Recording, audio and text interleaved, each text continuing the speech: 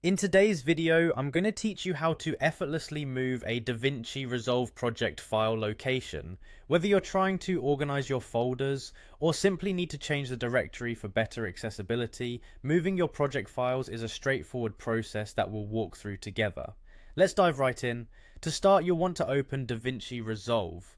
This software is a powerful tool for video editing and color correction, and one of its many benefits is the ability to manage project files seamlessly.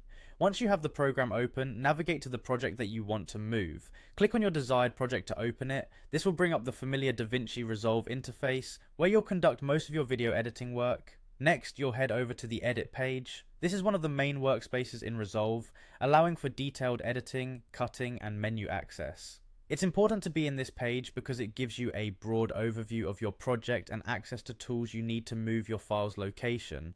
From here, proceed to the Deliver page. The Deliver page is crucial as it focuses on the export settings of your project. This page not only prepares your project for final output, but also allows you to define where your files will be saved, which is exactly what we're looking to do in this case.